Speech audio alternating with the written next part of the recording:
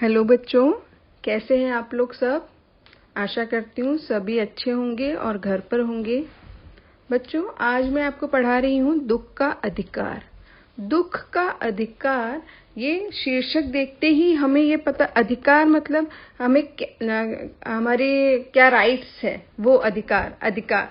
दुख का अधिकार हर किसी को समान रूप से प्राप्त होना चाहिए, पर इस देश में या इस समाज में ऐसा नहीं है।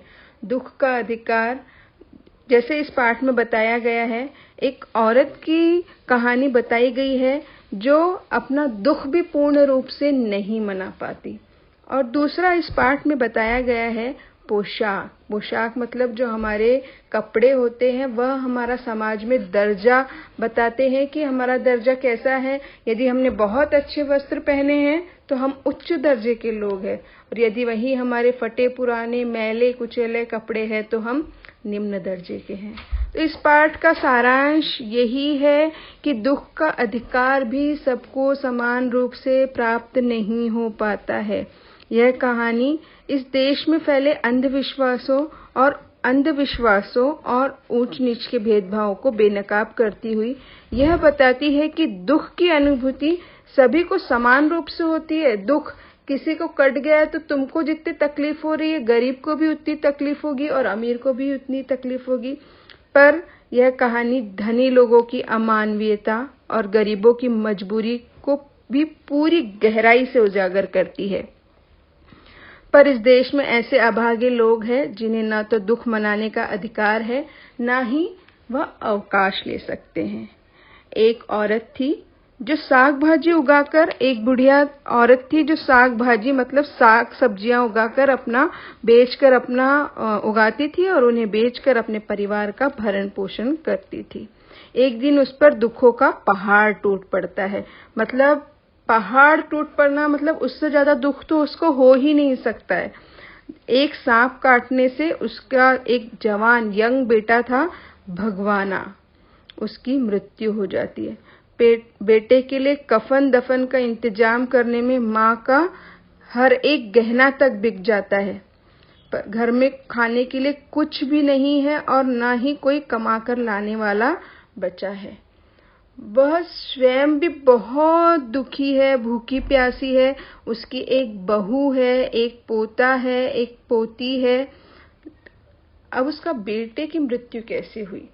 खरबूजा तोड़ते वक्त उसके बेटे के साथ ये जानलेवा दुर्घटना का शिकार हुआ था।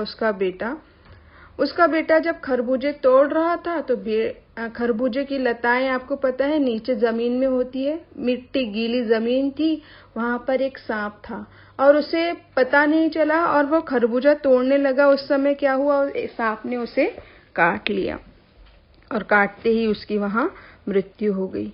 मृत्यु होने के बाद उसकी माँ को जब पता चला, वह अपने बेटे को घर पर लाई। उसके पास उसके बेटे का अंतिम संस्कार करने तक के पैसे नहीं थे। उसने अपने उस दुख से निकलने के लिए क्या किया, जो खरबूजे बेटे ने तोड़कर लाए थे पहले दिन, वह लेकर बाजार चली गई और वह बाजार में बेचने के लिए बैठ गई। अब आप लोग देखते हैं कि सब्जी वाले बोलते हैं सब्जी ले लो, ये ले लो, मेरे पास से ये ले लो, वो ले लो, पर वह औरत ये बोल नहीं पा रही थी। वो इतनी दुखी थी, वह अपने घुटनों में मुंह छुपाए रो रही थी, रोती जा रही थी। उसी समय वहां से लेखक जाता है।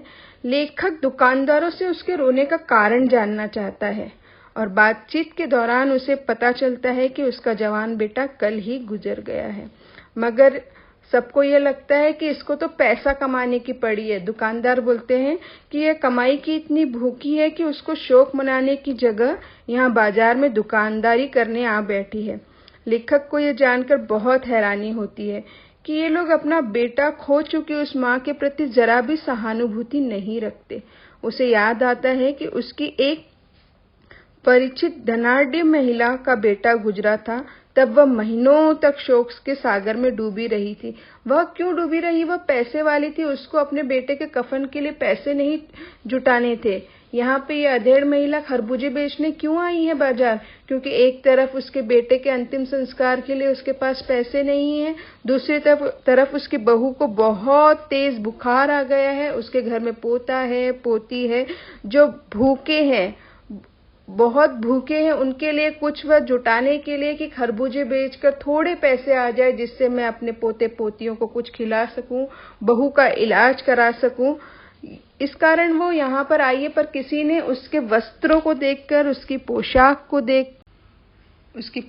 को देखकर सब उसके लिए यह अनुमान लगा रहे हैं कि वह पैसे की भूखी है, पैसे कमाने के लालच में यहाँ आ गई है। कोई उसकी परिस्थिति नहीं जानना चाहता है कि वह यहाँ क्यों आई है।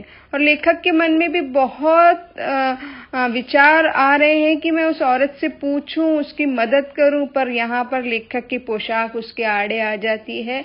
लेखक ने बहुत अच्छे वस्त्र पहने हैं, वह उच्च दर्जे का प्रतीत हो रहा है, तो लेखक उस औरत से बात करके समाज में अपना सम्मान घटा नहीं सकता। समाज में लोगों की यही सोच है।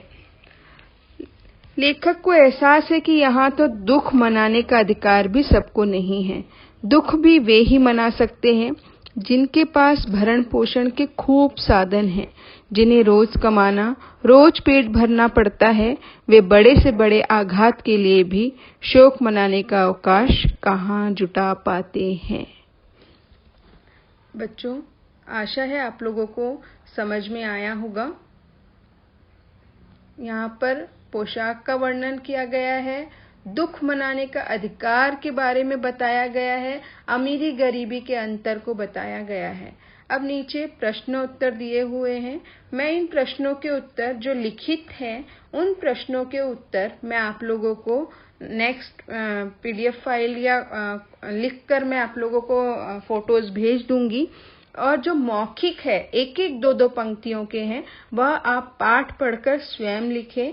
और आप कंफ्यूज मत होइए। कुछ भी आपको कंफ्यूजन है आप अंडरलाइन कर रखिए। जब भी हम मिलेंगे मैं आपका वो कंफ्यूजन दूर कर दूंगी। Thank you. धन्यवाद बच्चों।